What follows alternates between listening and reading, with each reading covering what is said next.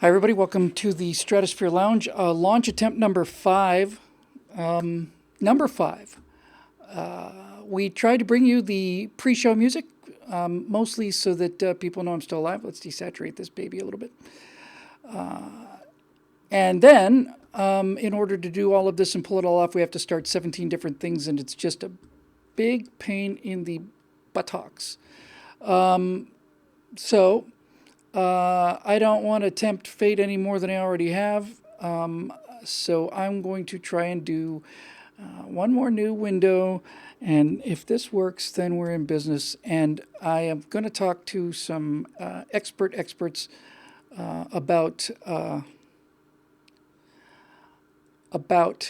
getting us the hell off of here. Now I can see myself, but I don't see it playing. Oh, you're buffering? Okay. Hey, hey, hey, hey, hey, hey. Okay, I think we're in business. Well, look at the time. That'll do it for the Stratosphere Lounge for tonight, Wednesday. Thanks very much for joining us. Hope you enjoyed the show.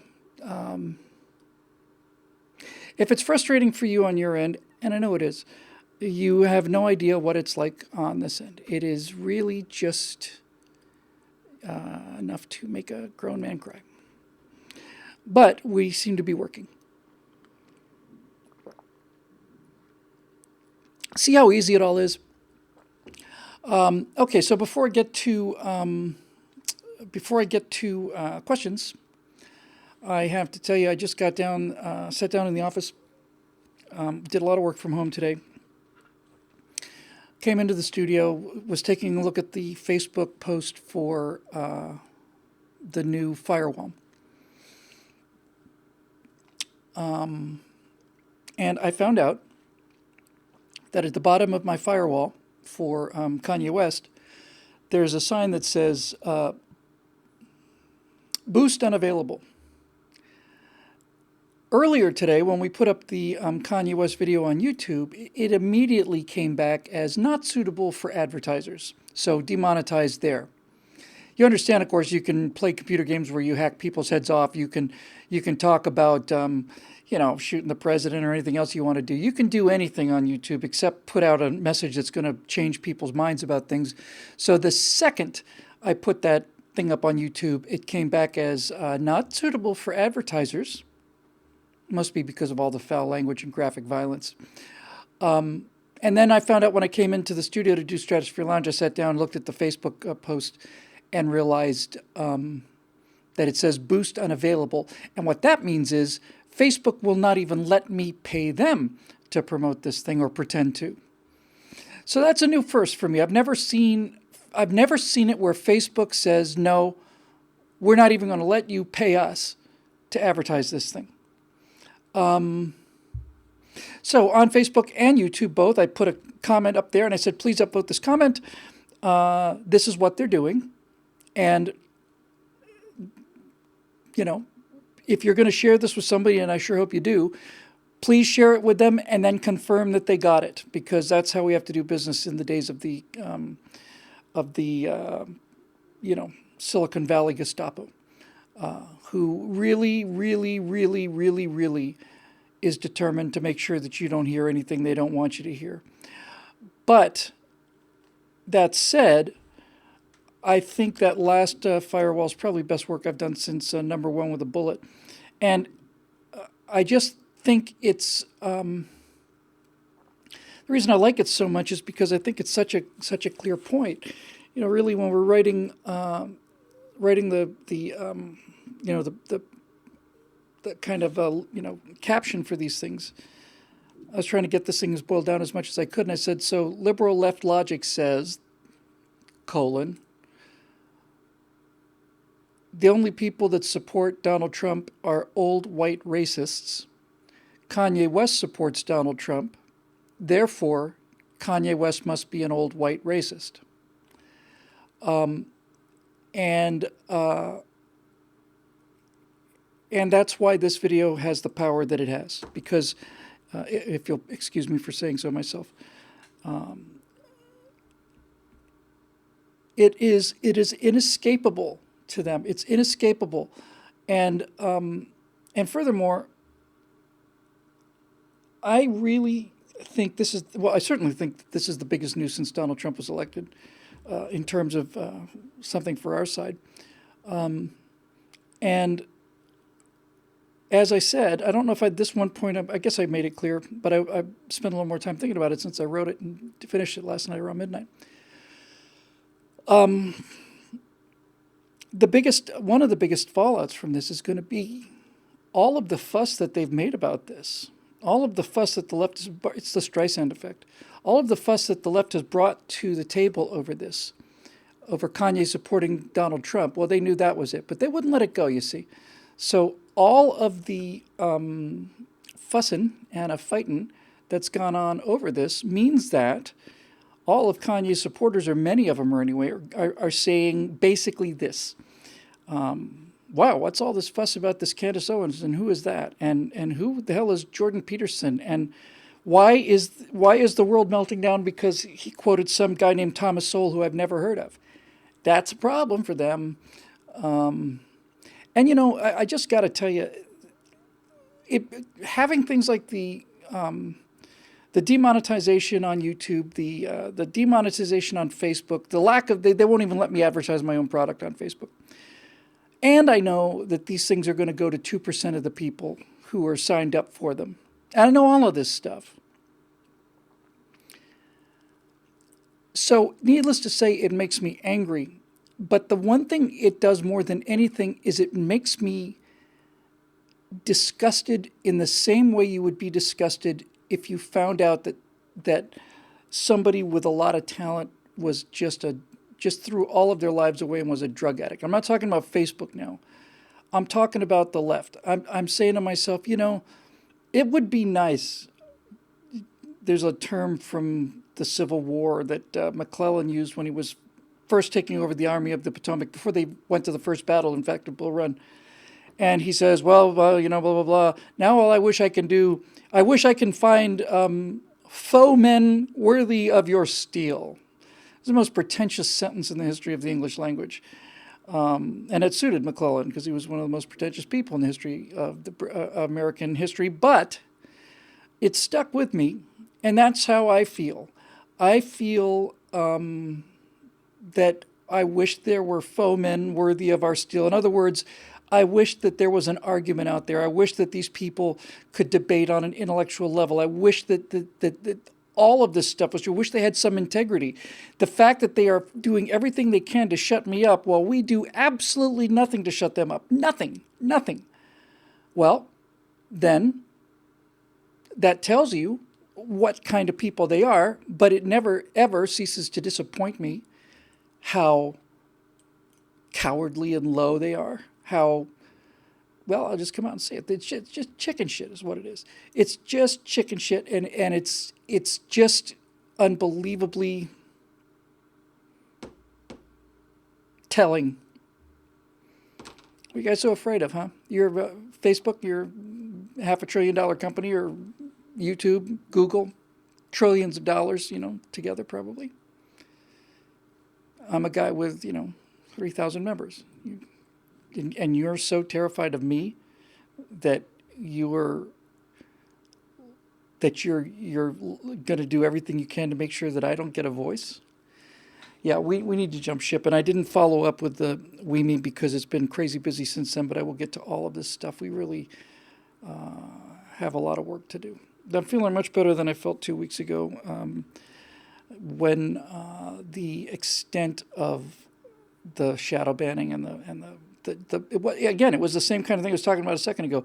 The sheer rashness of it, it's like watching a guy kick a dog in the street. You just say, first of all, how can somebody do this? And secondly, how can they do it so brazenly? But they do. So there's a comment there from Puddle Pirate that says, why is Ustream not letting me comment? I don't know, Pirate. I don't know why Ustream's not letting you comment. I'd love that kind of thing. In any event, this Kanye thing is very big, and I have been a huge critic of Kanye West for his absolutely inflated ego and the George Bush hates black people and all the rest of it. But I am beginning to see, let me just put it this way. This guy is possibly not the same guy that did all that. Yeah, this kind of weird sort of a, wasn't a fantasy exactly. Sometimes I prepare for arguments in advance. I kind of get ready for them in advance. And I remember thinking, when this video was done, I thought, well, he listens to Peterson and Candace and Soul and all the rest. I wonder if he's going to get a chance to see this video. I wonder if Kanye West is going to get a chance to see it. And if he does, I wonder if he's going to contact me. I don't expect this to happen. I really think there's a microscopic chance of this happening. But the reason I bring that up is because of this. Because if I had Kanye West's ear, I wouldn't advise him to do more conservative commentary. I wouldn't tell him to do any of that stuff. I wouldn't give him a list of people to read. I wouldn't do any of that stuff. I would say to him, Kanye, the big step is the ego and the pride. You're a famous man and you're a rich man, but you could conceivably become a great man, but you absolutely won't do it if you continue with this kind of ego. And some part of you understands this to be true. Because he's compared himself to Jesus. He says he's the Henry Ford of the age. He's the Apple, Steve Jobs of the age, and on and on and on and on and on, constantly going on and on and on about how great he is, and that is the box that he's in now, along with every other major celebrity. But listening to not just what he's quoting, but how he's quoting it, he is on camera going through a process of waking up that many of us on the right, conservatives today, went through. Many of us feel like we started thinking about this stuff and looking at it. It all makes sense and it's all beautiful and fits together.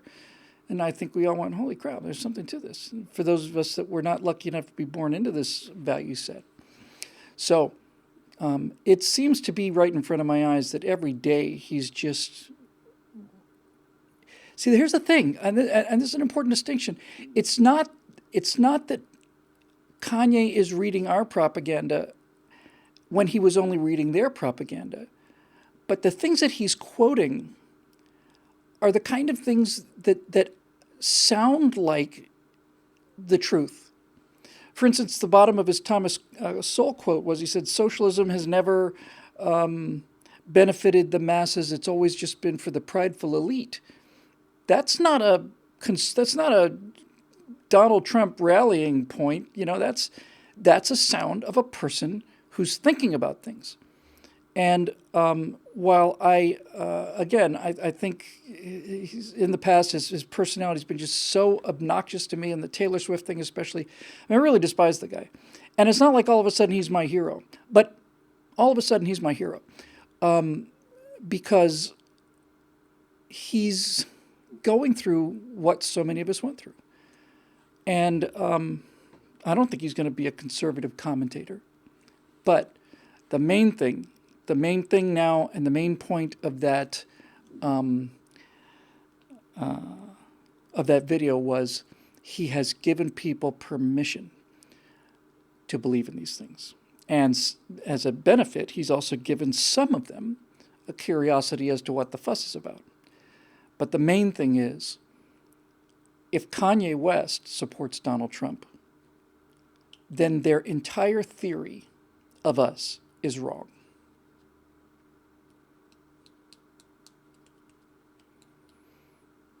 Yep, that's it.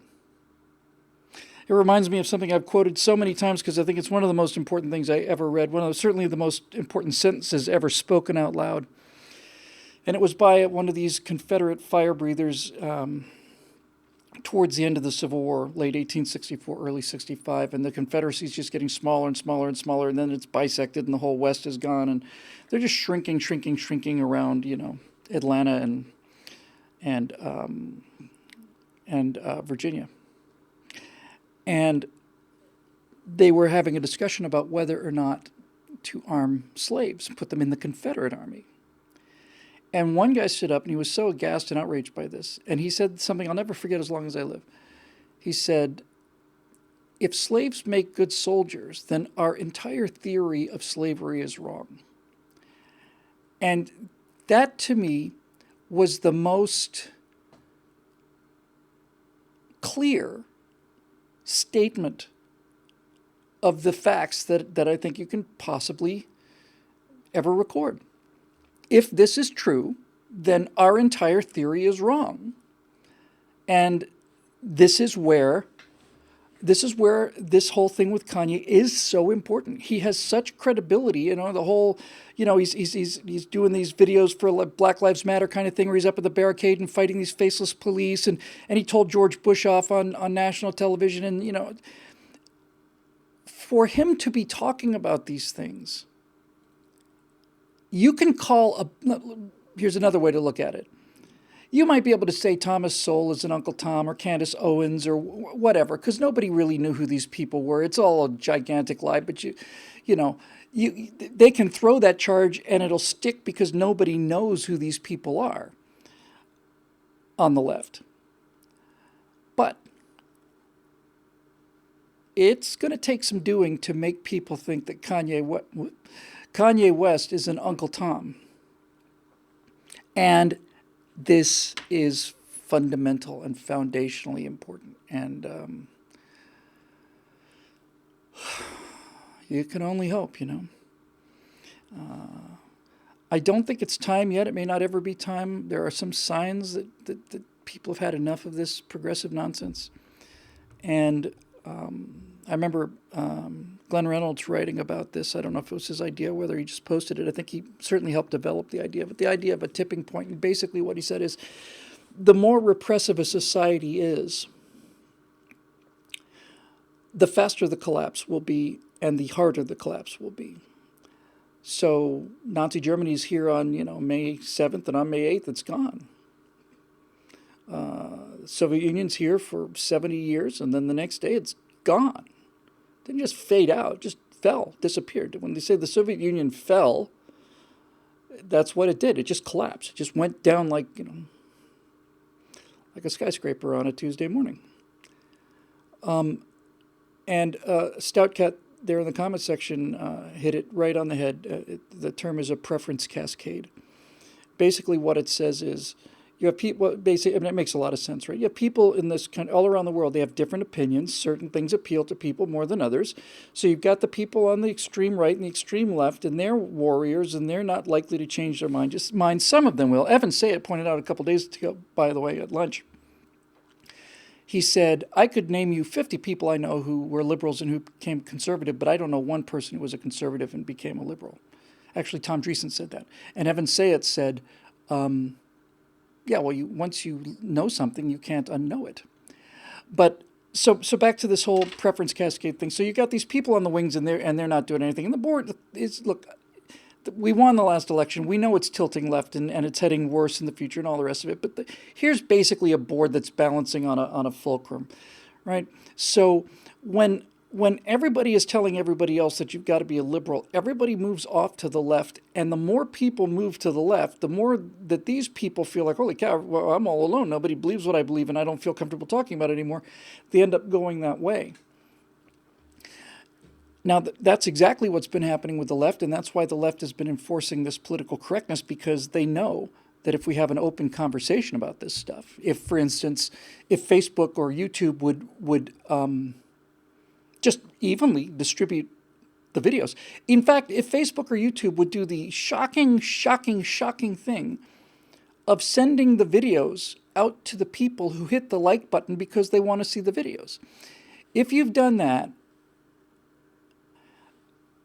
you basically, with all of this control and all of this political correctness and all this repression, they're pushing down hard on the left side of the plank, and they still can't get it to tip over. But here's the thing about a preference cascade. When one person with a big reputation moves, that move brings some of those people in orbit around that person with them. And as those people go, the pressure over here gets looser. And they simply begin to shift. And once somebody like Kanye has taken the heat, it's not just the heat. What I think is going on right now as we record this show is this. I think that there are a number of liberals out there, big name liberals, and obviously many more anonymous people, but I think there's a lot of big name people out there who are looking at what is happening to Kanye West, and they are beginning to have serious questions, not even about their political philosophy so much as this whole idea of political correctness. You know, when another rapper issues a death threat, have the Crips go out and kill Kanye West because he changed, because he had a different opinion about things. Even the densest progressives, I'm not talking about the people on the far left. It's not a question of they don't understand this. They understand it perfectly. They're just evil. Anybody could write the things they wrote about me are evil. I've written some harsh things about Michael Moore, but everything I've ever said about Michael Moore is true, and I had to verify it was true before I printed it. So, yeah, going back, just because it's interesting, Edward Smith Actual says, well, there was one guy, good guy on The Matrix who tried to get back, and that was Joey Pentalone. And he wasn't a good guy, Edward. He was the Judas of that movie. He was the traitor. Unless I mistook your meaning, which is not only possible but likely. Anyway, that is a good week. As I said a couple weeks ago, I was facing, well, not just the financial consequences, although they'll certainly get your attention, but I was also facing the future of the country consequences for the fact that the Facebook, Twitter, and YouTube banning was so overt, so obvious. Sabo, gone. He's off of Twitter. Diamond and Silk, gone. I was so depressed by that because, as I said at the time, I've always felt that as long as we had the ability to communicate with each other, then we had at least a chance. And I was beginning to look at that thing getting shut down. Just to reiterate, I know we talked about this before. I'm not going to spend much time on this at all. But we made a big mistake. The whole country made a big mistake, although they don't realize it yet. Half of us do. By depending on Facebook and YouTube. In the early days of blogs, if you wanted to see, Steve Crowder, you went to stevecrowder.com, or if you wanted to see me, you went to eject. Scott was at Scrappleface, Steve was at Vodka Pundit. Instapundit was linking everybody, and so was, I got to forget their name now. So I had my own domain and my own web server, and so did Scott, and so did Steve, so did everybody else. And that was essentially, I really genuinely do believe that was pretty much uncontrollable. Certainly people like YouTube could make sure that you didn't get found. They could bury you in the search engine without you knowing it. But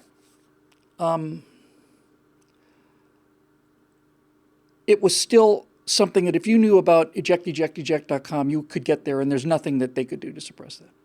And the mistake we made was that we realized, okay, videos are great, and everybody said, oh, Facebook, you get to reach everybody in the world, and it's so inexpensive, and it was, and it did. So everybody moves to Facebook, and everybody moves to YouTube, and those are private companies run by very evil people who know everything about you.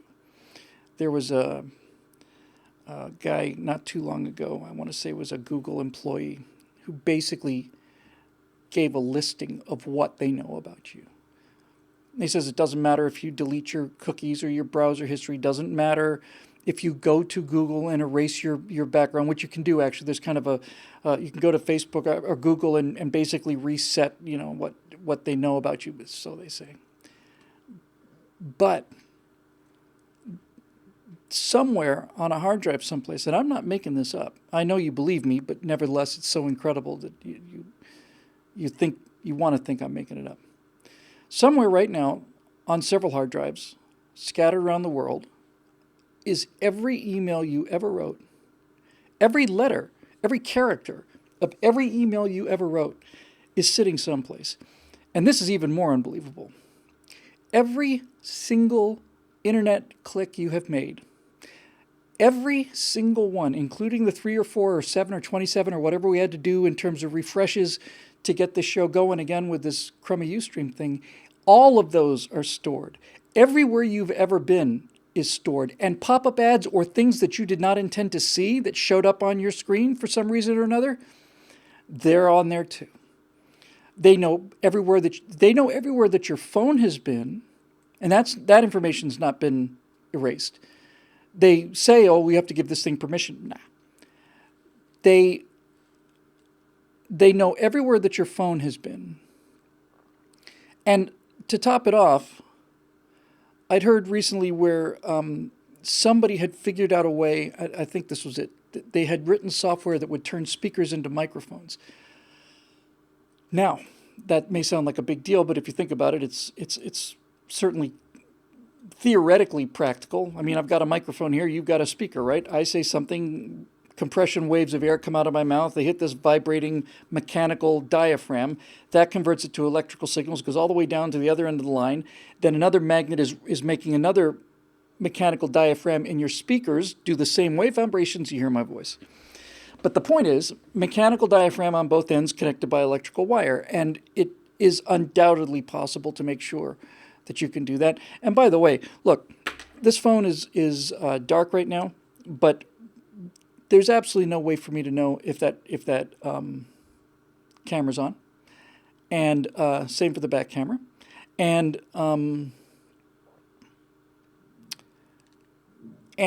I have no doubt they can turn it on whenever they want to. I'm quite sure that they could turn it on when the phone is turned off.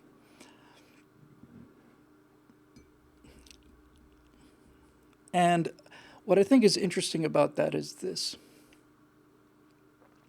I think Zuckerberg, with his statements like, no, we should have completely open borders, and I'm buying every house around my house so I can set up a no man's land, heavily mined, so that nobody gets on my property.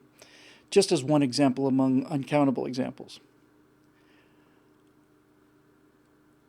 That is evil, and what they're doing with the information is immoral and evil, and they know it. And what I suspect happened is that they didn't start out this way.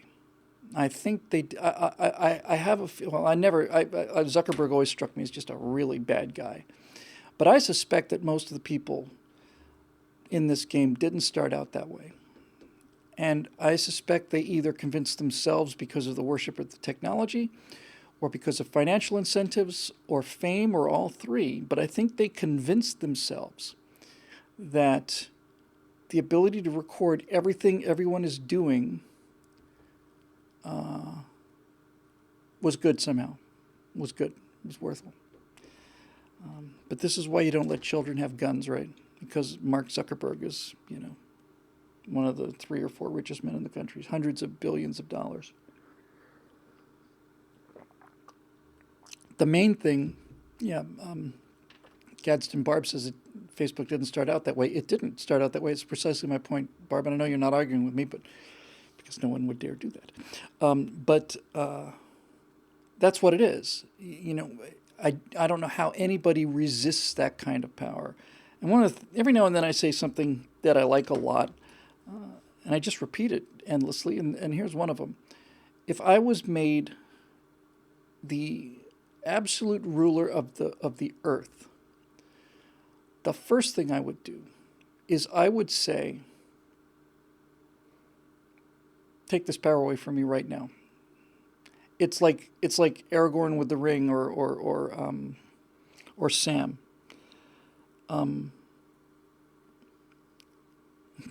Just got a message from Google Analytics telling me that I got 4.5 thousand users in April visiting. I got a few more than that, I suspect. In any event, what happens with Aragorn and Sam when they get the ring, they have the sense, they have the moral sense to get rid of it immediately. Gandalf has the sense to never touch it in the first place, because Not because they're better than other people and immune to the temptation, only that they're aware of the fact that if they do pick this thing up, then they are going to become the thing that they hate and are fighting against. And these people never saw it. And that's kind of back to the thing I said. If I could say anything to Kanye, I would tell Kanye, you need to get over the ego. Just lose it. There's not a person out there who's listening to you, and there's millions of them, tens of millions, hundreds of millions of them. There's always somebody out there who knows more about one or two things than you do. And when you have to tell everybody how smart you are, that's an indication that you don't really believe it. But in any event, people are talking about the time lag. You ain't got no idea there, T-Dog. It's an easy minute or something. It's much worse than it used to be because I'm using this web-based browser now. I used to be able to transmit one way out of the studio to you guys on Ustream. Now I have to transmit up to the Ustream server, and they got to back it around, turn it out, and do all the rest of it. And it's crummy resolution and all the rest of it. I just want to get out of here. I suspect Twitch will be next. Anyway, that'll do it for the pregame warm-up. I'll do it's about 7:30, somewhere around there. These shows are coming in at about 90 minutes now, consistently. And I think that's much better than the 3-hour marathons. Somebody's going to tell me in a minute or so what the longest show we ever did was. I'm sure it's 3 hours plus. That's just insane. It's the kind of thing that's useful.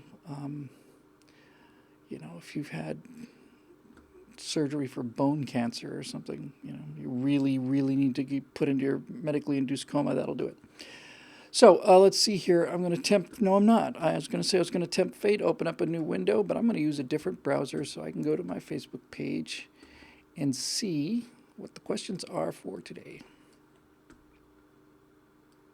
Speaking of questions for today, I've been trying very hard to get more of these 60-second SmackDowns done. Charlie Kirk is everywhere all the time, apparently. We've been constantly looking for members-only content, and we've certainly changed it a bunch. We went through, time over targets until finally we just weren't getting any more time over target questions. We just weren't getting any more questions. And then we try to do the daily, opinion show and stuff, and even the members-only right angle gets seen by maybe 10% of our membership.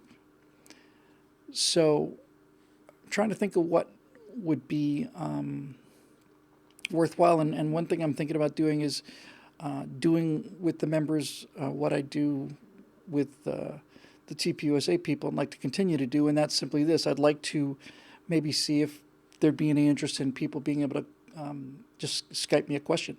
We just sit and talk about it for a little while. But whatever it is, it needs to be something that's being seen by more than 7% of the membership. We just got to find out what that key is. Okay, so Facebook, behold.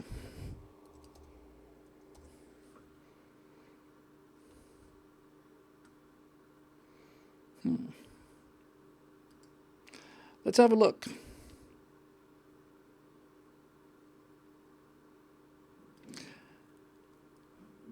Hitting there now. Unless they're going to block me from my own page. There we go. Okay, let's have a look.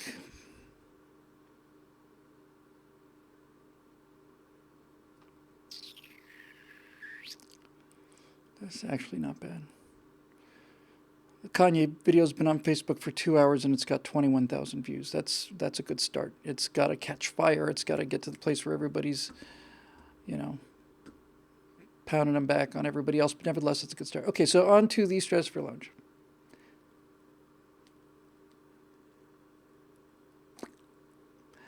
Dave Olson, who always seems to be the top comment or the top 3 all the time, every time. What happened to the Teemans, by the way? I didn't, they're like a kind of like a species of cockroach or something. You don't really realize they're gone until you suddenly realize they're gone, and then it's like, what the hell happened to the Teemans?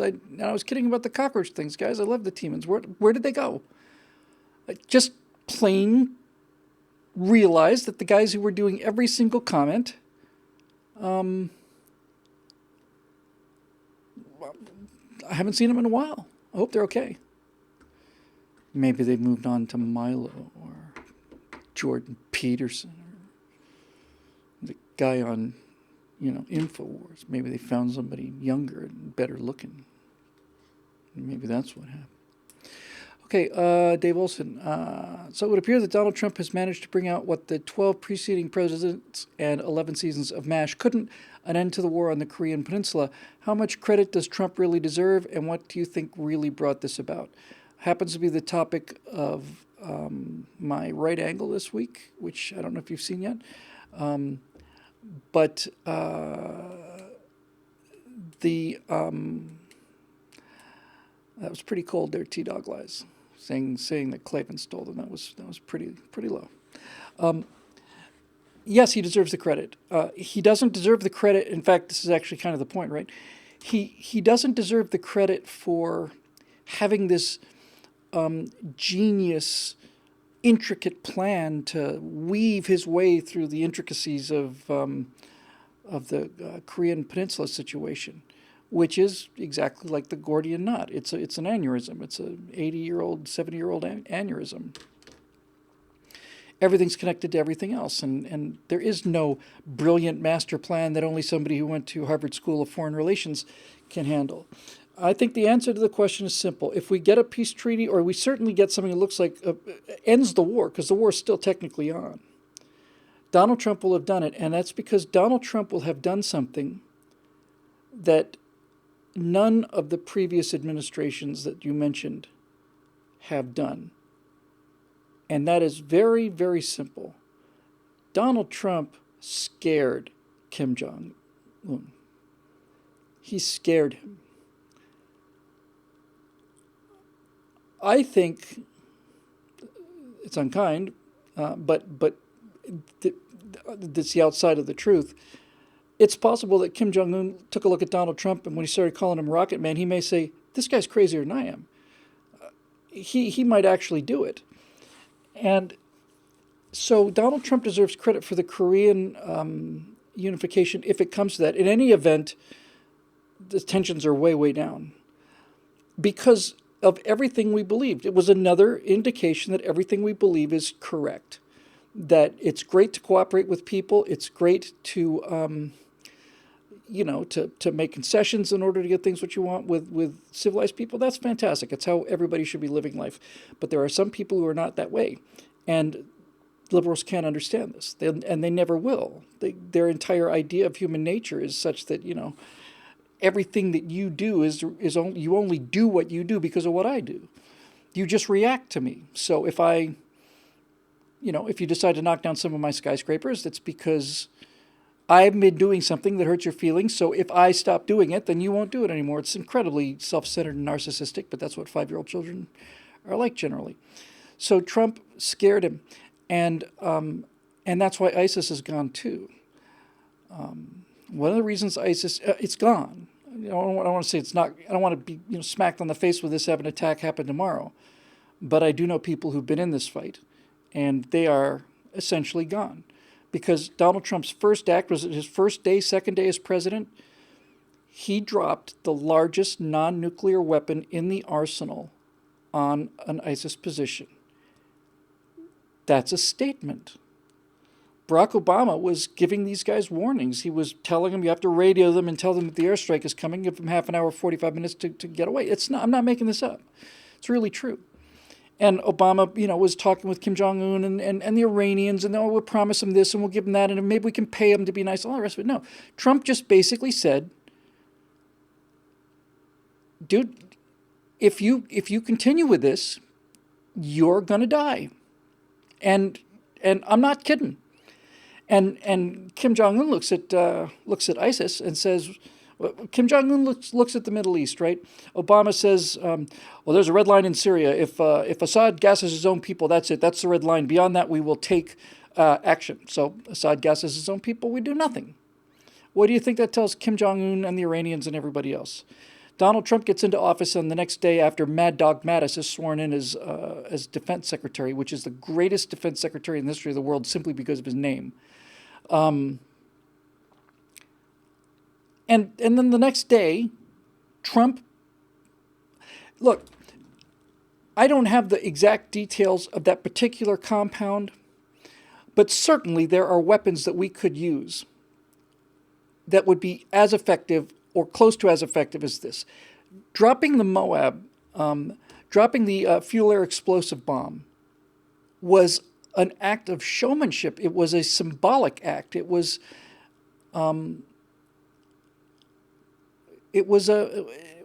just okay, here you go. And this, if Korea, I think unification's a long way down the road, but if there is a peace treaty signed, and I think that's possible and maybe even likely, if the Korean War finally comes to an official end after 68 years or whatever it's been, it will be because Donald Trump scared this guy into a third path. Prior to this, Kim Jong-un was juggling a pretty precarious situation, I suppose I should say, tightrope walking. On one hand, he has to be tough on the United States. He has to launch these missiles. He has to have all of the prestige, because if he doesn't, he's going to fall from within. Either his generals or the people are going to revolt. They know that you have to be strong and maintain an outside enemy so that you don't get gunned down by your own palace guard. So that's one side he doesn't want to tip to. So the more he leans towards, pushing and bullying the United States, in the past, that strategy has been a very good strategy because he's been pretty convinced, and so was his father and grandfather, we weren't going to do anything, and we didn't do anything. Now he's up against a guy that says, no, those days are over. You're not going to get to come over here and just keep taunting us. So if you do, you're going to die. You personally, your regime and all the rest of it, but we know you don't care about that. You don't care anything about the other people. You don't care anything about the people in your country. But you personally are going to go. You're going to go. Buried alive, likely. So put that in your pipe and smoke it. And then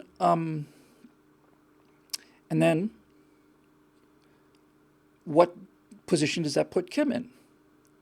Well, I have to do something to maintain the prestige of my people. I was poking the great Satan in the eye, but apparently that's not going to work anymore. And I suspect that Kim got the idea. I'll bet you anything that somebody whispered this in his head, because I don't suspect that Kim has the ability to come up with an idea like this. I may be wrong about that, but somebody somewhere said, you could go down as the great peacemaker. What now? You could go down as the great peacemaker. You could be the leader of the world who basically brought peace to the Korean Peninsula. And I think that appealed to that nasty little man. I think it appealed to him quite a lot. And I think most of the reason it appealed to him is because it was way out of his bunker-busting destiny. It was a chance to get out of this two-sided box with, I don't want to say honor exactly. Prestige is a better word. Face. He gets to save face.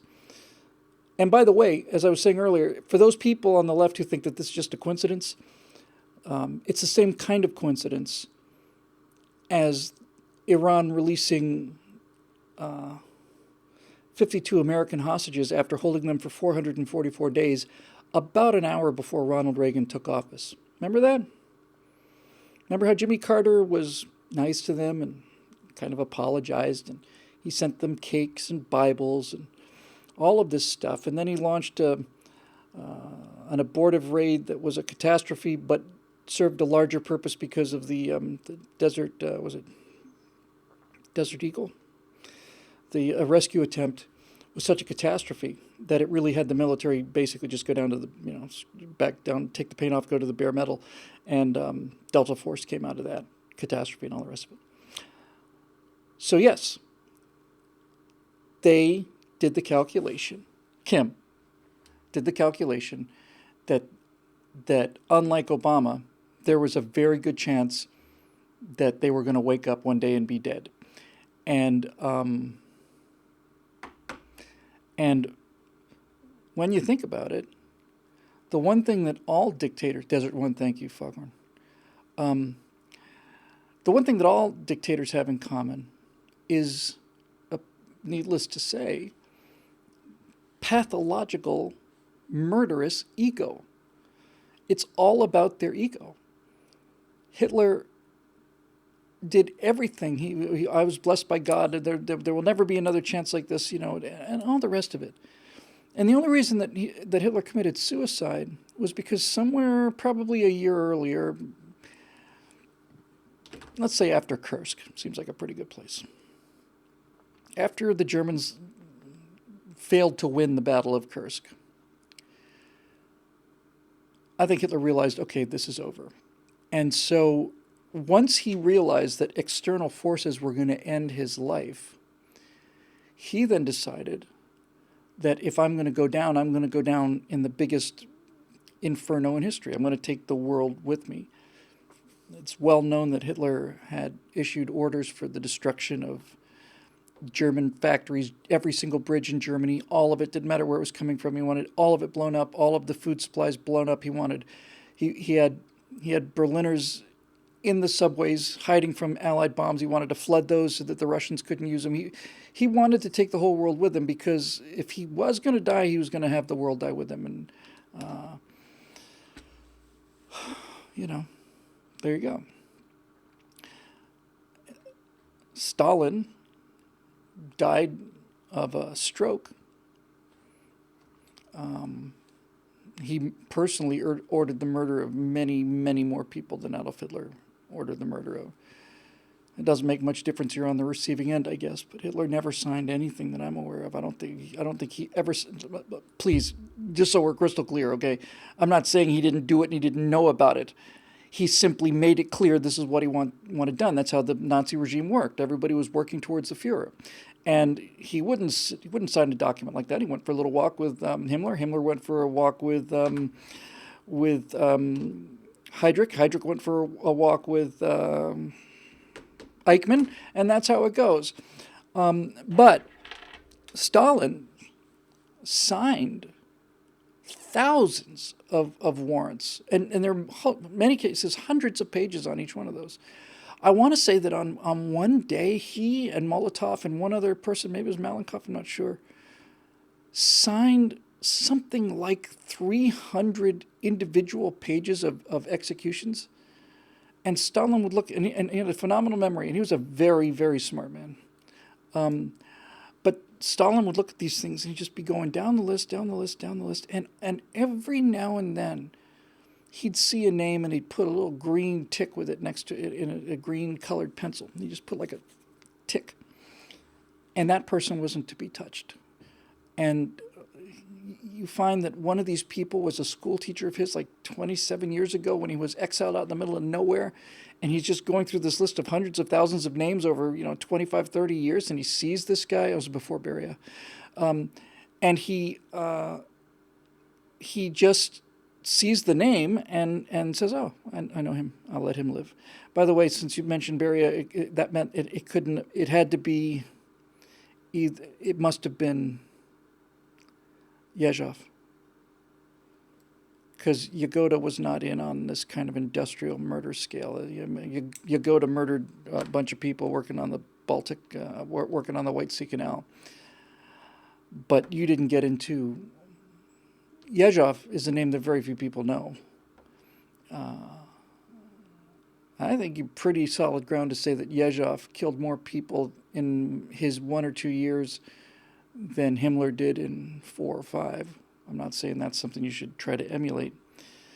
But Yezhov, Yezhovchina, I think they called it, the time of Yezhov. Called him my Blackberry because it's a play on words for Yezhov. And he was 5 foot tall, or maybe a little less. Seemed like a really nice guy. Everybody said he was a real nice guy. Yezhov he would work for 20 hours a day every day for the 2 years he was in charge of the OGPU or the MG, whatever it was. They changed the name, NKVD changed the name so many times. In any event, Yezhov was in charge of it, the secret police. He'd work 20 hours a day. He'd get a couple of hours sleep, because Yezhov, unlike Himmler famously went to watch one execution of Jews. He went out there, and it was one of these Einsatz group and one of these death squads out there, and they said, "Oh, Herr Reichsführer, would you like to witness this execution of the Jews?" And Himmler kind of said, "Well, yes, of course, it was absolutely yes." And Himmler stood there while they gunned down these people and let him fall naked into a pit. And Himmler started vomiting. He got sick. He was sick for the rest of the day. He had to retire for a couple of days. Yezhov, every single day, would finish with his paperwork, which was compiling lists of people to kill. And every single day, Yezhov would put on his black leather trench coat and he'd march the short little distance, or undoubtedly he rode in a limousine. Yezhov went the very short distance from his office in the Kremlin over to the Lubyanka. And Yezhov would, because he was king of Lubyanka, that was his building, along with Leforto Fortress, which was the hardcore school. Not that it mattered, you're going to die in both places anyway. Yezhov would go every night for the 2 or 3 years that he was in charge of the secret police, go down to the basement, be part of the interrogations, and then basically watch the executions. There are many times reported where people would have a meeting with Yezhov or something, and they'd notice that there were like tiny little specks of blood on his collar, and that's what he did. He just went down there and they shot people. And one of the reasons, the main reason that we don't hear about these kind of things is because the left owns the news media, and this is what happens with socialism and communism. So even though the Nazis were National Socialists, they pretend that's not true. But I'll maintain this to my dying day. The reason that everybody's horrified at the Nazis, and very few people have any awareness of how much more horrific the communists were, if only because they did 10 times the number and over 10 times the period. The reason that nobody knows about that, and the reason that we I think it was Kingsley Amos's son, Martin Amos. Martin Amos said, "Yeah, this is it. Why is it that when we mention Nazis, we all get sick, but when we mention Bolsheviks, everybody kind of laughs a little bit?" And he said, "It's because." I think it's because there were no pictures. I think it's just that simple. I think if there hadn't been pictures of the death camps, if all you had seen of Auschwitz was just the room, that'd be one thing. But the thing that put the Nazis where they belonged was one image, basically. One. Because the gas chamber at Auschwitz is just a concrete room. You can be told any number of things happened there, that's fine. They did, but there's one image, I think, one, and that is the image of somebody with a bulldozer bulldozing human bodies that look like mummies. Piles of human beings, starved absolutely to the bones, piles of them being pushed with a bulldozer. That image is inescapable. I mention this probably every 5 or 6 months or so. If you really want to know what the Soviet Union was like, and what the Cheka was like, and all of their successors, you need to get yourself some Dramamine for nausea, and watch a film on YouTube called The Chekist. It's in Russian, and there's a version in English or a version with English subtitles that's of rather poor quality, but in any event, the Chekist is just about the business of the Lubyanka, which is every single night. The Black Marias go through these black police vans, basically. Every single night, the Black Marias go through the town of Moscow. Every single night, people lie awake until 2 or 3 in the morning because they're usually done by then. Every single night, these people in this city would, just as not only as human as you and I, they're just regular people, would sit there and they'd lie awake in fear, and then they'd hear a car door close outside of their flat. A few minutes later, they'd hear the elevator start. And at that point, they were like rabbits, in just completely cornered by wolves. Their hearts are just pounding every night. And many survivors of this talked about the physical relief that came over them when they heard that the elevator had gone past their floor, and that the Cheka, or the secret police, whatever they morphed into, was coming to take away their neighbors. And in the same cases with the Germans, a lot of people said, "Oh, look, there's a new, bigger flat for us to go move to." But these people were put in every night. They just go through Moscow and round up a certain number of people. And I know I've been up and down this many times before, but this to me is the actual genuine moral horror of the Soviet Union that somehow even the Nazis didn't achieve, because the Nazis were trying to kill Jews, and that's genocide. I don't take anything away from that. You've heard me react to somebody who said that the Holocaust didn't happen, but the communists had quotas of people. Stalin would say 15,000 people have to be executed in Ekaterinburg. 15,000 have to be executed. What for? Doesn't matter. That's the number. You have to come up with 15,000. And since the secret police executed their predecessors, one case, some major office in the Soviet Union had 4 people in the chair in something like 7 days. One guy came in, he was shot that day. Another guy came in, lasted a day, he was shot. Another guy came in, lasted 2 days, he was shot. And then the fourth guy lasted probably a couple of years. But the point is, they would simply say, you must go out and murder this many people. And sometimes it'd be random, but they would go on the slightest kind of a denunciation. And here's where the machine gets its fuel. You would think that you wouldn't denounce somebody. You can't be signaled out for not doing something, right? You'd think that you wouldn't denounce your neighbors, but that's not how it worked. Because what would happen is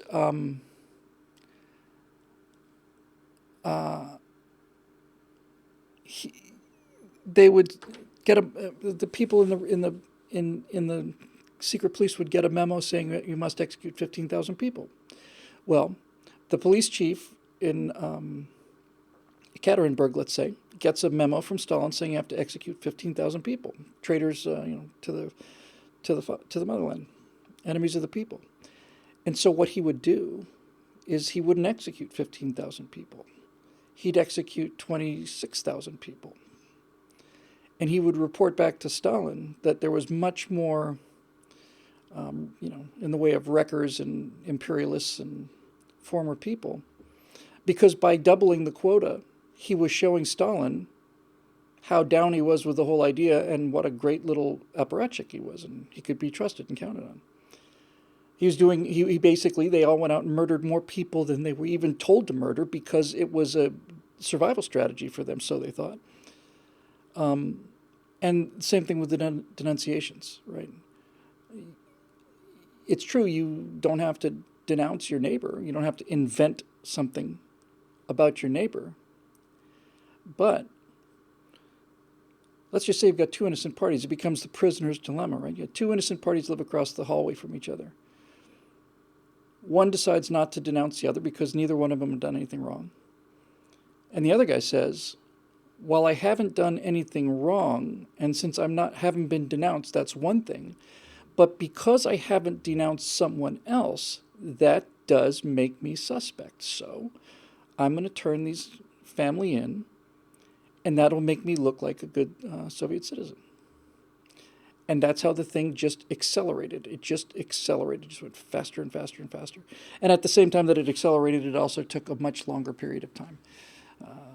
I don't know what the numbers were. I used to know. I want to say that in Treblinka, it's going to be another one-question show. 2 questions, because both of them are about Korea. I've said many times the thing that horrifies me most about Treblinka is how unbelievably small it was. It was just as a truck stop. It was an interchange. It was a freeway interchange. The size of a large truck stop on Interstate 10. That's how big Treblinka was. They killed 1 million people there, 900,000, 850,000, something like that. But the the whole thing in the Lubyanka was for 30 years. Certainly not at the same pace as during the Great Terror when Yashov was really getting into the heavy lifting. They would simply have their police cars go through the streets of Moscow, pick up either dissidents, suspected dissidents, or just people who had been turned in by other terrified people. And it's easy to say, how could they? What a bunch of moral cowards. But we have not ever lived under that kind of fear, and we're in no position to make any judgments about them. We are in no position to judge those people. We've never known that kind of fear in this country, and I do the work I do because it's my mission to make sure that we don't. And same for all of you watching this. And I'll tell you one thing, by the way, just parenthetically, while we've never known the kind of fear that existed in Nazi Germany among Jews or among people in the Soviet Union, I can tell you, speaking for myself, I've had a taste of it. I'm not claiming I lived under it, but I've had a taste of it. I have a personal connection to the intimidation methods used by these fascist bastards. But the Lubyanka was 6 at a time, right? I mean, the gas, I got distracted again, the gas chambers at Auschwitz, hundreds of people at a time. And at Treblinka, I want to say there was maybe 50 or 200 in each one of the 6 gas chambers that they had there.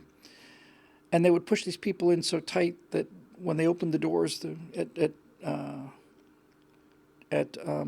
Treblinka, they had a door, people went in, and they packed them in there as tight as they could get them. Then they sealed those doors, and then they gassed them, and then the other side of the wall opened up.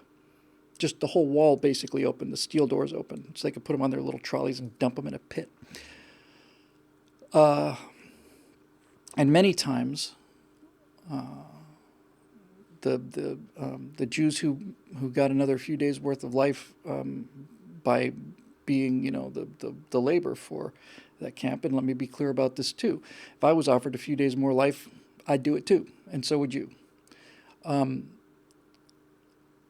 They would find that these people were packed in there so tight that after they were all dead, they couldn't get them out of there. They, honest to God, had to get crowbars, big metal bars to pry the people loose. And once they got a few of them loose, the rest of them would just kind of fall out. So that's kind of a big dramatic thing. But in the Lubyanka, as you see in the checklist, 6 at a time, just 6 people, stark naked, stand up against the wall. Everybody knows what's happening. Everybody knows what's happening. The most touching scene in that movie, it's a scene I've actually reproduced a little bit in the script I was working on the other day, is the most heart-wrenching scene in that movie is you see all these people going naked to stand in front of this wall, and they're just standing here watching the previous group get shot and the previous group before them shot. And this one woman walks by and she says, I have a cat at home, could somebody just take care of my cat? Don't worry, we'll take care of your cat. Yeah, I bet they would. And I've gotten old enough to understand that there are many things that you can't understand until you get there. So I'll just tell you how I feel now. One of the things, where did I read this? I think it was in Valerie Grossman's, who wrote Life and Fate. But I think it was about his multi-page article of his. He was there when when the Soviets liberated Treblinka. He was there. He was a Red Army reporter. He was talking about the process, what it actually felt like, what actually happened to you once your train stopped in the town outside of the camp, first to the moment where they tossed you in the pit. And he made a really interesting point, and something I had not considered at all.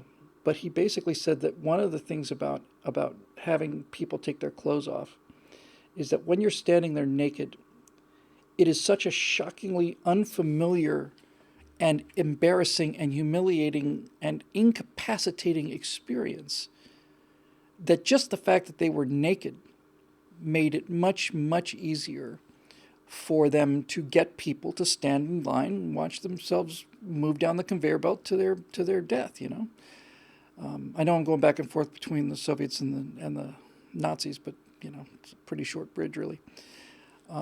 They also he also said, I'm quite sure it was Valerie Grossman, also said that combine the fact that they're naked. They killed the men first, because if they'd killed the women first, the men would have heard the screams of the women, and that would have snapped them out of it. There would have been a riot. They called them a transport, a group of people. 1,200 people was a transport.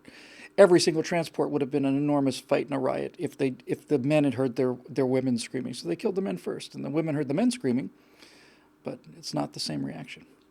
But he said, combination so brace yourself, guys. Try and keep this as manageable as I can be, but this is fairly shocking. People know about this. So they said that here's the procedure that happens. You go in. They're gentle to you at first. There's a fake sign that says Treblinka train station. There's even a clock that's painted on the wall at Treblinka, to reassure everybody that this was just a transit spot. We're going to get some food, or maybe take a shower or whatever. And so they got people. They're very nice to them, very kind to them, and reassuring them, giving them hope. You may be here a couple hours longer than we thought. The latest transports, to Ukraine are really being slow, and they're thinking, oh, thank God, because you'll grasp at straws, you'll do anything. He said once they got those people naked and separated, the first thing they did after they got them out of the barracks is they immediately started shouting at them, and everybody had to run. And if you weren't running, you were shot dead. And the other thing they did, this is the part I told you to brace yourselves for, is they committed acts of such unimaginable violence in front of the people that they were simply shocked into inaction. They'd grab a little kid, 2-year-old girl, one of these guards would grab her by the heels and just smash her against the wall, smash her brains out. Crying babies, they just kick them through the air like a soccer ball. And when you saw this, you simply became unhuman in some way. I remember, and fans of the show and fans of my career will tell you this is one of the Genesis stories for me. I remember seeing a picture of Jews lined up as a little boy. I was 6, 7 years old, and I asked my dad. This is the very first essay I ever wrote. I remember saying to my dad, "How? I don't understand. There's 200 people in line. There's 3 soldiers with bolt-action rifles. Even at 7, I was able to see that. They can see that they're being executed. It's not like it's a surprise. Why would they just stand in line like that?" And my dad said, "I don't know, Billy. I just don't think I would do it. I don't think Americans would do it." And I suspect my dad is probably right. But then I read about the power to shock you. And actually, on retrospect, I suspect I may be wrong. I hope I'm wrong. But hasn't it ever struck you? Have you not ever been just simply somewhat amazed at the docility of people when they're about to be executed? Now, if you're in the middle of a crowd in Paris and they're marching you up to the guillotine or something, you can fight. Where are you going to go? But so many cases of people just kneeling down, waiting to die. I don't know. And, we train as pilots and as soldiers and as nurses, and everybody trains for whatever job they do. We train because we want to be able to react in the appropriate fashion when it actually happens and our critical facilities will not be there. Best thing I ever heard about this was my flight instructor said this 1,000 times too. My flight instructor told me on my second flying lesson, he said, "Bill, if there's an emergency in the air and things go wrong, you are going to revert to your reptile brain, and my job is to make sure that the reptile knows what to do." I thought that's it in a nutshell. But I think about these things. I think about them to train myself. I actually spend a reasonable amount of time, certainly whenever I encounter one of these images, and I ask myself, I know if I were there, I'd be frozen with fear. I have no doubt I'm made out of the same stuff as these people, not trying to claim I'm braver than them or anything. On the contrary. But I look at this and I say to myself, the chance of this happening is exceedingly unlikely, and this is going to make my wife very unhappy. I know she doesn't like this kind of thing. Sorry, baby, but this is the show. That's what we do. I train myself and prepare myself many, many times to say, Bill, if you ever find yourself in a line of people about to be executed, it's going to probably depend on you to make sure that everybody else understands that they have to sell themselves as dearly as possible. Not saying you're going to escape. I suppose there's a chance of it. But you are going to be the one who's going to have to snap people out of it. Because if there is a chance, and I take back what I just said, there is a chance. It's a chance. A chance is better than nothing. You will have to be the one, likely, who's going to have to muster the moral, not even courage, just the awareness, snap out of that thing and make it clear to the rest of the people, we either jump these guys now or we're all going to die. And the reason I'm somewhat encouraged about this is because, and why I suspect that Americans may be different, I have only 2 data points on this. One of them is Flight 93 on September 11th, the only plane where the passengers knew what was going to happen was the only plane that the passengers prevented that from happening. In other words, Flight 93 knew what had happened in the World Trade Center and the Pentagon, and they knew that if they didn't get into that cockpit and get those guys out and kill them and have somebody take over the plane, then they're all going to die. In a weird sort of way, there's no heroism involved there. It's like, this is it. It's a choice. We can either storm the cockpit and have a chance, or we just die, period. That's it. Those are the 2 choices. So Americans, the flight was a third full, maybe half full. And the people that led this charge, accountants, graphic designers, gay men, just regular Americans, they simply went in there and did it. And people who have heard the flight recorder, I'm not one of them, but people who've heard the cockpit voice recorder say that when the Americans got through the door in Flight 93, that the fight that occurred in the cockpit as the plane is going down, that fight was the most vicious thing they've ever heard, and that these terrorists were screaming in fear. Just screaming. So, that's one example. A better example, and I haven't seen the movie, it just got buried, I suspect because the subject matter is too embarrassing for so many people. The second example was the one that happened just, I'll say 4 or 5 years ago now.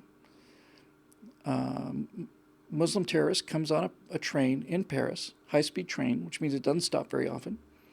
He gets on a train. He's got an AK-47 and a bunch of other weapons. He walks into one of these compartments, basically starts making his speech. He's going to kill everybody. He says he's going to kill everybody. We know this because one of the Frenchmen went to a phone in the back of the train and called his wife to say goodbye. And that everybody on the train were getting ready to call their wives and say goodbye, and their husbands and all the rest of it. And 3 people got up and rushed this guy. And the only 3 people on that entire train compartment that rushed this guy were the 3 Americans that were on the train. That's a pretty compelling data set, if there were 3 Americans and 5 Frenchmen, or 3 Americans and 2 Frenchmen, but if the only ones who get up and rush the guy, the only ones are Americans, that tells you something. That's not coincidence, not that kind of thing. I like to think that's the case. I always like to think about things that are going to happen so that I'm prepared for them, and I have a strange sort of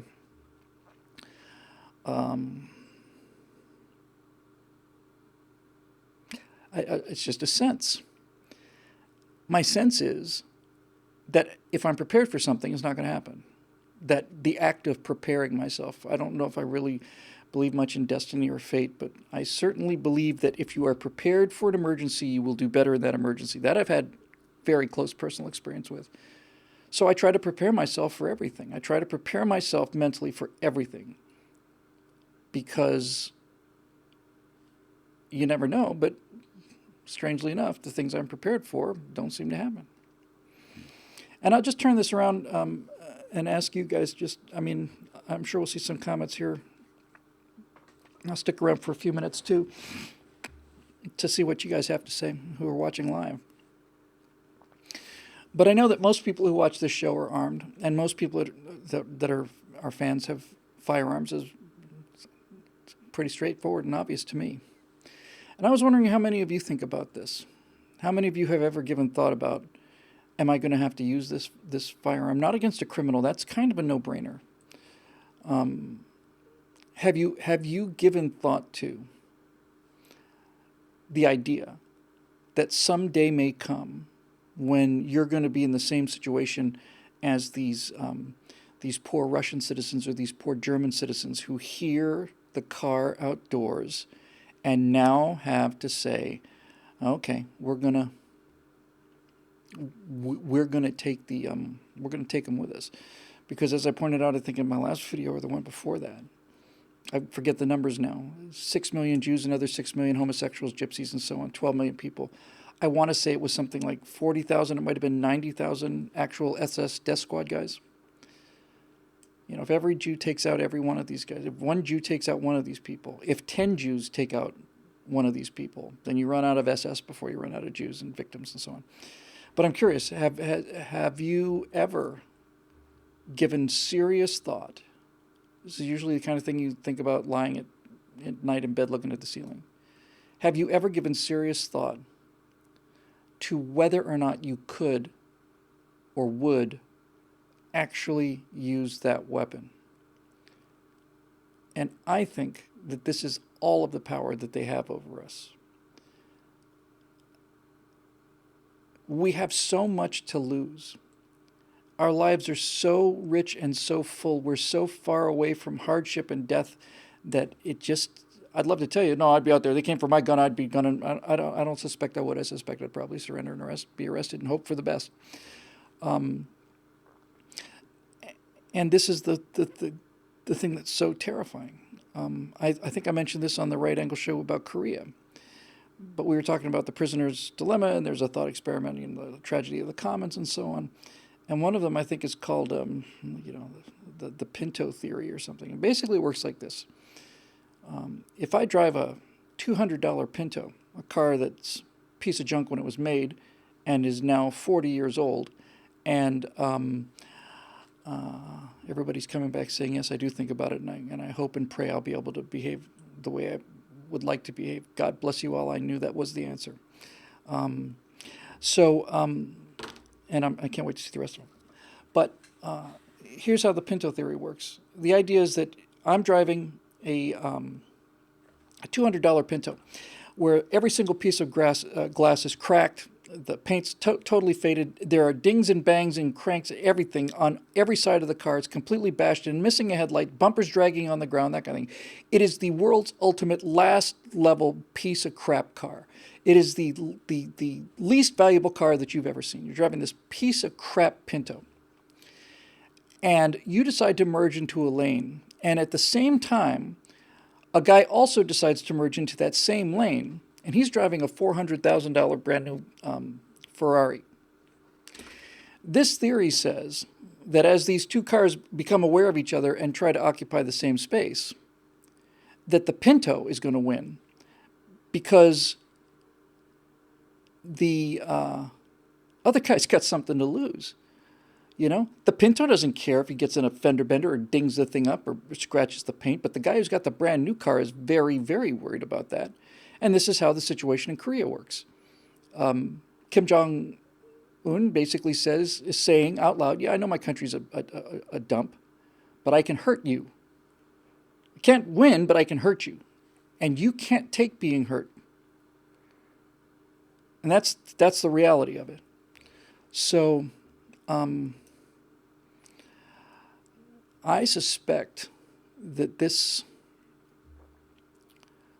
the decision on the actual outcome of whether you do or don't would be dependent largely, I think, upon how quickly it happened and how many people around you had. The longer it took, the more likely it would be that you would not resist. It's social proof, right? It's the whole. It's what they use. These people have our psychology down. They have our psychology down so perfectly that they understand this.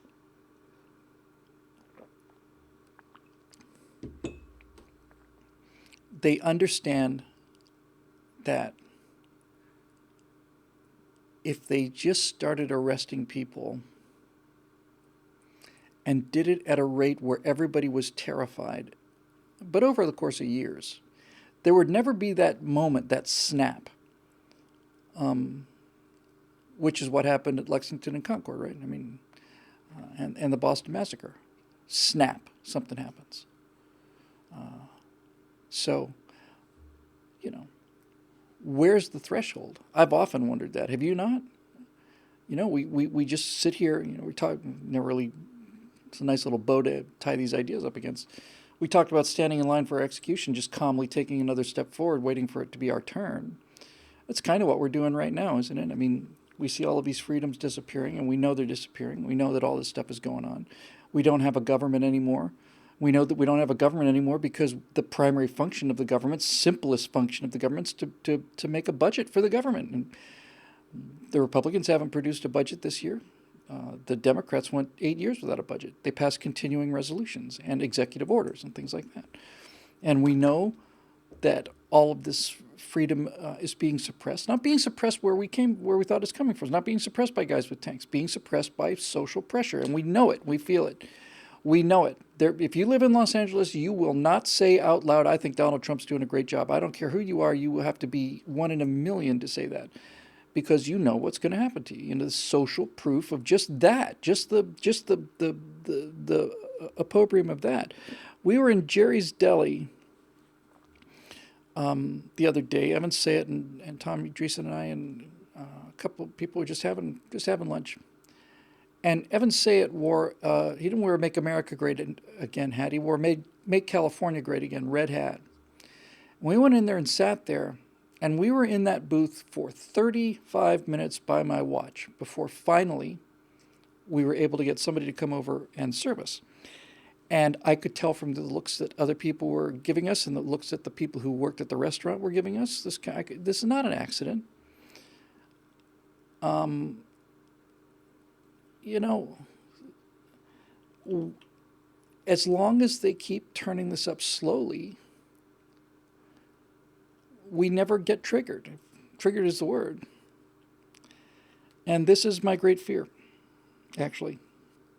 I'm not so much worried about, I don't even really fear civil war because I'm too stupid, really, I guess. But that's not what scares me. What scares me is not doing anything. It scares me that we all go to the shooting range and we practice, and we're already. Puddle Pirate says the founders would have been shooting already. You damn right they would have been shooting. They would have been shooting the day after the 16th Amendment was passed. There never would have been a 17th Amendment. But that's the point, right? I mean, that's kind of my point. The founders would have been shooting because their life was not the life of leisure that we have. Their life was filled with hardship, and you didn't live very long. You died young, mostly violently or horribly, and you were just more prepared for this. So this is the big one. This is the big concern.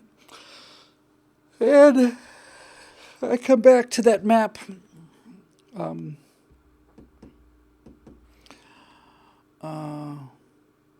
That blue map of the future, you know, is what country looks like if only millennials vote. This is what the country looks like if only non-whites vote. And it's enough to fill you with dismay. But the reason you keep hearing me constantly talking about this video game is because I'm very proud of this last firewall. I'm going to continue to do them. Let's not have any further confusion about that. I know I've sowed a lot of confusion in my own regard. But the salient point about that big blue ocean is that we do not have to convince them to behave differently. This is the point. We do not have to convince millennials to act differently than the way they're already acting. When you leave them alone, they retreat into a world where they buy guns and make money. That's all they do. They don't give up their cell phones. They don't give up their own property. Bernie Sanders has 3 houses. If these were actual revolutionaries, they would have strung him up over that. They don't know any better, but all of their actions that I can see when they're alone, I know how they behave when they're in groups, when they're on college campuses and all the rest of it, but when you leave them alone, they act like conservatives and they want heroism. And the reason they play all of these video games is because they want to be men. They want to have a chance to live an adventure, and they want to be able to defend themselves, and they want to do something, glorious, and they want some adrenaline, and they want some action, and they want to be able to do things like defend themselves and kill people without being told how horrible and defective they are. So here we go, It's a recent analogy for me, but I've been using it a lot. I'm going to continue to use it a lot. We're Singapore. We have all our guns facing the ocean. We have the enormous fortifications facing the ocean. We're ready to defeat the Japanese Imperial Navy when they come. And we would defeat the Japanese Imperial Navy when they come. Or Imperial Japanese Navy, I guess I should say. Only they're not coming. The Japanese are coming, but they're not coming in the big warships. They're not coming in the big warships because we have such big guns aimed at the water and because we have such fortifications. We have prevented the attack that we thought was coming by being so well prepared for that attack. But that doesn't mean we prevented any attack. It just means that we put so many guns facing the water that they're not going to come at us from the water. They're coming at us from the jungle. They're coming at us from behind. The British were told that there was no way that vehicles could get through that jungle. And they were right. You couldn't get vehicles through that jungle. That's why the Japanese came up bicycles. And you couldn't turn the guns around. And I look at that blue map, and it's enough to make me want to faint dead away or run someplace. Just run. Go someplace and live out the rest of my life, where I don't have to watch this thing happen. But I look at the width of it, and then I realize it's so thin. It's so wide, but it's so shallow. It's so shallow. They are already behaving like us, and they're behaving like us because they're human beings, and our philosophy is based on human nature. Our philosophy uses human nature as a power plant, not as an obstacle that has to be overcome. And that's why it'd be so easy to flip these people. By the way, there's a great example of this, and this will be the last thought for the night, I think. A great example of this idea of how conservatism uses human nature to move forward and to achieve happiness and prosperity, while progressivism tries to remake human nature and ends up doing nothing but misery. There's actually a perfect analogy for this. Perfect. And it's the Panama Canal. Before the Americans built the Panama Canal at the turn of the last century, the French gave it a shot. They gave it a serious shot. And the French had an idea of what a canal should be. A canal is a square ditch in the ground that's filled with water that you sail your ship down. And so the French went to Panama. They laid out a route for their canal. And the first thing they had to do was they had to block the water from soaking the ground so that they could dig the steel sides of this canal, because that's what a canal is. In other words, the French went to one of the rainiest places on the planet and decided that the way to build their canal was to evacuate as much water as possible. And that didn't work. One of the reasons it didn't work was they lost a lot of people to yellow fever that were spread by mosquitoes. But mainly, it rains all the time. It's just nothing but water there all the time. And the French were trying to remove the water so they could build the canal. After they failed, the Americans went down there and gave it a try, and they looked at it, and they did two things that the French did not do. The first thing they did was they realized that they couldn't get rid of all this water, and it was pointless to try. So a physician by the name of Walter Reed came up with a way of mosquito control, and they started doing things like putting pesticides in there, and all of this kind of prophylactic kind of thing. But Walter Reed basically went down there and essentially eliminated the yellow fever threat because Walter Reed went after the mosquitoes. But the main thing the Americans did was they said, how about instead of fighting against this water, why don't we use the water? The water wants to go in this direction. The water is pushing everything as hard as water can. Nature is wanting this place to be wet. And the French thought it should have been dry. So the Americans said, maybe our idea of a canal is the problem. Maybe this isn't going to look like a canal in Europe, because this isn't Europe. This is where it rains in a day as much as it rains in Europe in a year. So America looked at the Panama Canal and they had a different picture in their head. They realized that we're going to have to use the water to help us. So rather than a series of ditches with steel sides that you had to pump the water out of on both sides, the American solution was just flood the place. Flood it. Flood it. Stop the water from leaving. Rains like hell here all the time. Great. So instead of a narrow little trench, we're going to have lakes. And where we can't get from one lake to another, because there are some elevation differences, there we're going to, and only there, we're going to build the locks to lower or raise the ships. But basically, we're going to flood the whole of Panama down the length of this thing. We're going to make sure the water doesn't get away. We're not going to try and remove the water. We're going to use the water. And that worked. So that's the difference between conservatives and progressives. Conservatives fashion things that work out of human nature, which is unchangeable. We use the water as an ally. The left spends their entire time trying to remake humans into something that we're not, and in the process of remaking them into this image of something that is not really appropriate, they end up killing everybody. So, I think that's a perfect example of the difference between our two philosophies. And that's why that blue map filled with these millennials say they vote for Bernie Sanders. Hillary Clinton today said she would have done much better if she hadn't been so pro-capitalism.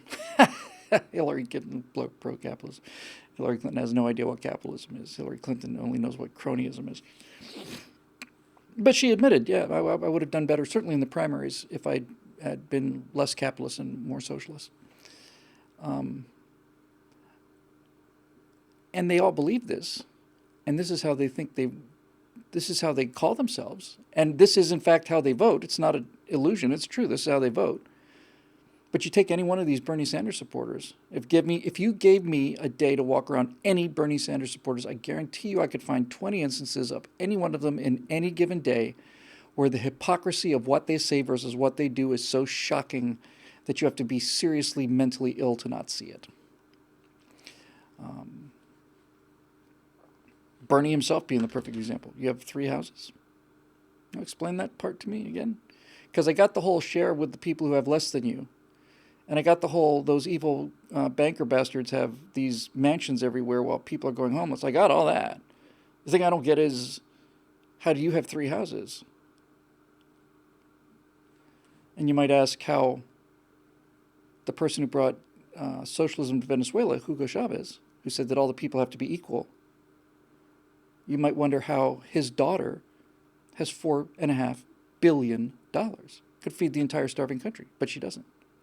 She keeps it for herself. Fidel Castro.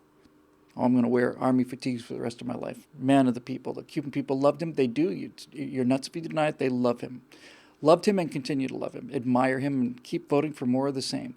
Because they're convinced that while everybody's suffering, Fidel is suffering too. Look at him. He's not wearing a suit. He's not driving around in a limousine. He's a regular guy in fatigues.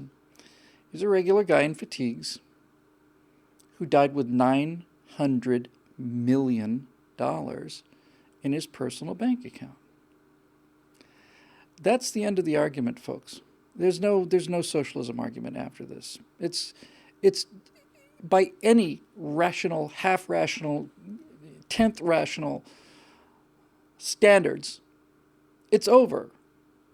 It's not like I beat you. You beat yourself. I didn't come up with a better point than you did. You came up with the better point than I did. I tell you capitalism works for people and that they want to do it, and you tell me that they don't, and the people who are telling me the most that they don't are the ones that are doing it the most. And it's back to the whole hypocrisy thing. So an incredible weapon, and we had better be prepared to use it. Is all I have to say, because we have to use it. I don't think that time is running out in terms of the opportunity, but in terms of the electoral map, yeah. And if all these people vote away our ability to speak to each other like we're doing tonight, then we're in serious trouble. Well, now, 10 minutes to 8, that show is almost, I can tell you, I started the quick time. Where are you, baby? 1 hour, 35 minutes, and 50 seconds ago. So that will be our Stratosphere Lounge for today. We ended up having to save a bunch of Stratosphere Lounges. What is this? 182, 183? Is it 184? I'll look it up. I don't know, whatever. Anyway, thanks very much for joining us. It's great to be here. Sorry about the confusion at the beginning. We'll try and do better and get this out of there and so on. Till then, you guys be careful out there. Thanks again for all the fish, and I guess we'll see you next time. Okay. Now I will begin the process of hitting the 11 mouse clicks needed to shut down this process when there used to be only one.